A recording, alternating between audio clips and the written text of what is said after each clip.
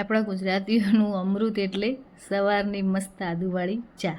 જો ચા ના મળે ને તેમને આખો દિવસ મૂડ જ ના આવે. તો મસ્ત મજાની ચા બનાવી દીધી હતી અને આપણે દૂધે સરસ ગરમ કરી દીધું હતું. હેલો ફેમિલી, ગુડ મોર્નિંગ, જય શ્રી કૃષ્ણ, જય ભૂચરમાં. કેમ છો? આઈ હોપ તમે બધા જ મજામાં છો. અમે પણ મજામાં છીએ અને મારા પ્રભુના ચરણોમાં પ્રાર્થના છે કે તમે ને તમારો પરિવાર ખૂબ જ સુખી હોય, સ્વસ્થ હોય અને સુરક્ષિત હોય. તો આજે થઈ ગયો છે શુક્રવાર અને તિથિ થઈ ગઈ છે 13 અને તારીખ થઈ ગઈ છે 29 મે. તો હવે આપણે દિવસની શરૂઆત કરીશું. તો તમને બધાને જય શ્રી કૃષ્ણ કહી દીધું અને હવે આપણે કામની શરૂઆત કરીશું. તો કામમાં તો જો કપડોની મશીનમાં નાખી દીધું છે, ચા પાણીના વાસણ બી ઘસાઈ ગયા છે, એ બધું કામ રેડી થઈ ગયું છે. સેવા પૂજા અત્યારે કરવાની નથી, ખાલી પાઠ જ કરવાના હતા, તે કરી દીધું છે અને હવે આપણે કરીશું કામની શરૂઆત. તો આજે જવાનું છે આપણે ઘઉં લેવા માટે. તો અમારે નેસુમ પપ્પા આવશે, એમણે કીધું છે હું 11:30 પોણા 12 વાગે આવી એટલે કે એમ કે હું તને લઈ જઈ ઘઉં લેવા માટે. ગઈકાલે અમે ગયા હતા પણ ફરવામાં થોડું મોડું થઈ ગયું એટલે રાત્રે દુકાનોય બંધ થઈ ગઈ હતી ને, એટલે પછી ઘઉંની દુકાનોય બંધ થઈ ગઈ હતી ને રાત્રે નેસુમ પપ્પા કે એમ કે ઘઉં જોઈએ ને તો અડધી આપણને ખબર ઓછી પડે અંધારામાં, એટલે કેમ કે કાલે દિવસે જ તને લઈ જાય. એટલે અત્યારે કહીને ગયા છે હું 11:30 પોણા 12 વાગે આવું એટલે તું તૈયાર રહેજે. તો હવે આપણે રસોઈની થોડી ઘણી તૈયારી કરીને મૂકી દઈશું તો જેથી કરીને પછી આવીને થોડું ઘણું કામ કરવાનું રહે આપણું. તો હવે આપણે લોટને બાંધવાનું છે તે બધું કામ પતાવી દઈએ. તો ચલો બધા મારી જોડે રસોડામાં, કે જેથી કરીને મારે ફટાફટ પાર આવી જાય કામનો અને ગરમીમાંથી આપણને છુટકારો મળી જાય. તો ચલો ત્યાં રસોડામાં. તો હવે હું આવી ગઈ હતી રસોડામાં અને તમને જે આ ગોદડી બતાવતી હતી હું, કે જે આપણે લોટ બાંધીએ ને એને એટલે કથરોટ નીચે મૂકવાની હતી ને એ. તો કાલે નેસુ રોટલી બનાવતી હતી ને તો એનાથી ઉપર તવી ભૂલથી મુકાઈ ગઈ હતી. કાપડ સિન્થેટિક હતું એટલે થોડું બળી ગયું. તો જો કોટનનું હોત ને તો એવો પ્રોબ્લેમ ના થતો. તો જો રોટલીનો લોટે બંધાઈ છે અને એક બાજુ મેં કેરીએ પલળવા માટે મૂકી દીધી હતી અને જો આપણો લોટે સરસ બંધાઈ ગયો છે. અને મારે કેવું છે કે 2-2.5 દિવસથી તો લગભગ વાઈફાઈ આવતું જ નહીં, એટલે વાઈફાઈ વગર બધો બહુ પ્રોબ્લેમ થઈ જાય છે. અને હવે આદત પડી જાય છે કે વાઈફાઈ ના હોય તો આપણને ગમ જ ના, ભલે આપણો મોબાઈલનો ટીવીનો યુઝ કરીએ કે ના કરીએ પણ વાઈફાઈ ના હોય તો આપણને એવું લાગે કે આપણને કશું ગમતું જ નહીં. અને હું નીકળી ગઈ હતી નેસુમ પપ્પાની જોડે બજારમાં ઘઉં જોવા માટે. તો આગલા દિવસે હું ગઈ હતી, મારે ખાવી હતી દાબેલી પણ મેળ પડ્યો નહોતો, એટલે એ દિવસે મારો મેળ પડી ગયો હતો અને ઘઉં લઈને આપણે ઘેરે આવી ગયા હતા અને જમવાનું બનાવી દીધું હતું આપણે રસ રોટલી શાક. અને સાંજે આપણે વઘારવાની હતી ધાણી. તો જો ધાણી મેં પહેલાં ચાળી લીધી હતી ચાળણીથી અને પછી મોટું તોસરું લઈને એની અંદર રઈનો વઘાર કર્યો હતો.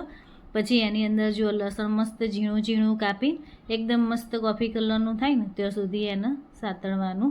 અને પછી અંદર આપણે ઉમેરી દીધી હતી થોડી હિંગ, હળદર અને લાલ મરચું પાવડર, કે જેથી આપણો ધાણીનો કલર બહુ જ મસ્ત આવી જાય અને ધાણીમાં બધું મિક્સે થઈ જાય.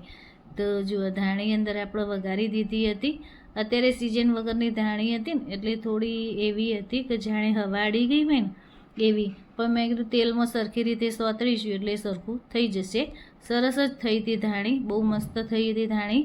અને ધાણીમાં નાખવા માટે પછી આપણે એક બાજુ સિંગદાણા તળવા માટે મૂકી દીધા હતા થોડું તેલ લઈને, અને સિંગદાણા તળી ગયા ને એટલે એની અંદર થોડો લીમડોએ આપણે તળી દીધો હતો.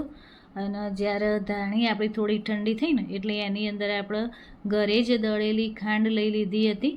એમાં બૂરું ખાંડ લઈએ છીએ ને તો કેવું થાય છે ખાંડ બધી નીચે બેસી જાય છે અને આપણે ઘેરથી દળી હોય ને તો એ બધી આપણે ધાણી હોય કે મમરા હોય તો એની અંદર સરસ મિક્સ થઈ જાય છે, એટલે ઘરની દળેલી જ ખાંડનો ઉપયોગ કરવો. તો જુઓ મસ્ત વઘારી હતી ધાણી, એકદમ ટેસ્ટી બની હતી. તે ધાણી વઘારી હતી એટલે મેં કીધું હવે જોડે ચા તો જોઈશે જ આપણે, તો મૂકી દીધી હતી ચા. તો ચા ધાણીનો આપણે હવે નાસ્તો કરી લઈશું. અને આ વિડીયો હતો બીજા દિવસનો સવારનો. તો આજે પીઝા બનાવવાના હતા આપણે બપોરે ખાવા માટે, એટલે નેન્સી કેમ કે મમ્મી આજ તો પીઝાના રોટલા લાવેલા પડ્યા હતા ને ડીમાર્ટમાંથી તે કેમ કે મમ્મી આજે તો પીઝા બનાવી જ દઈએ. હું નેન્સુ 2 જણ જ પીઝા ખાઈએ છીએ. નેન્સુન પપ્પા એવું કશું ખાતા નહીં, એટલે એમના માટે રસોઈ અલગથી બનાવવાની હતી. તો પીઝા બનાવવા માટે આપણે 2 ટામેટાના સરસ પાણીમાં બાફી લીધા હતા, વચ્ચેથી કટ કરીને, કે જેથી કરીને આપણે ફટાફટ બફાઈ જાય આપણા ટામેટાં. હવે ટામેટાના સરસ ટુકડા જેવું કરી દઈશું અને પછી એને મિક્સીમાં બ્લેન્ડ કરી દઈશું. તો જો આપણે ટામેટું બફાઈ ગયું હતું ને તો એના પીસ કરીને પછી હવે આપણે મિક્સર એટલે ઠંડુ થાય પછી જ એના અંદર આપણે ગ્રાઇન્ડ કરવાનું હતું. પછી એ થઈ ગયું ને એટલે આપણે એક નોનસ્ટિક પેન લઈ લીધી હતી, એની અંદર લઈ લીધું હતું તેલ. અને જુઓ ડુંગળી, ટામેટાં, કેપ્સિકમ, મરચાં અને જે અંદર મિક્સ કરવાનું હતું ને એ આપણે સમારીને મૂકી દીધું હતું. તો તેલ ગરમ થયું ને એટલે આપણે ઝીણી સુધારેલી જે ડુંગળી હતી એ અંદર આપણે પહેલાં ફ્રાય કરી દઈશું. તો ડુંગળી ફ્રાય થાય પછી એની અંદર થોડી હિંગ લઈ લીધી હતી અને લસણ આપણે વાટીને રાખ્યું હતું થોડું, કે જે પીઝા સોસ આપણે બનાવવાનું હતું ને એના માટે.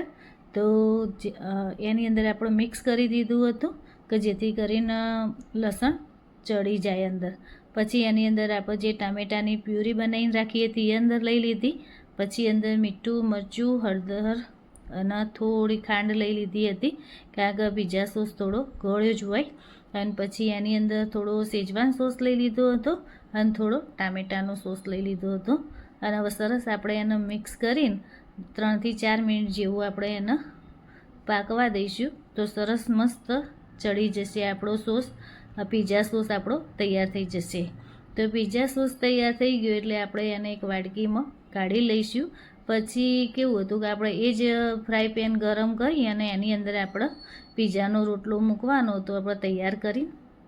તો એના માટે જો આપણે પીઝાનો રોટલો તૈયાર હતો એ લઈ લીધો હતો. એના પર જે આપણો પીઝા સોસ બનાવ્યો હતો ને એ લઈ લીધો, પીચકું ઉપર લગાવી દીધું હતું.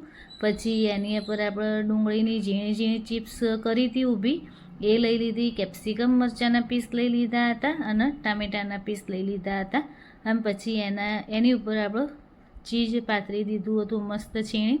ખાસું બધું ચીઝ પાથરી દેવાનું, એ તો મેલ્ટ થઈ જ જવાનું હતું.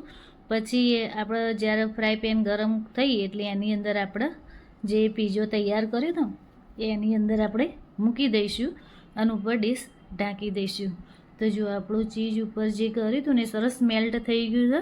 હવે એની ઉપર મસ્ત આપણે ચીઝ ખાસું બધું ચીઝ પાથરી દઈશું. પીઝામાં જો ચીઝ સરખું હોય ને તો જ આપણને ખાવાનું ભાવે.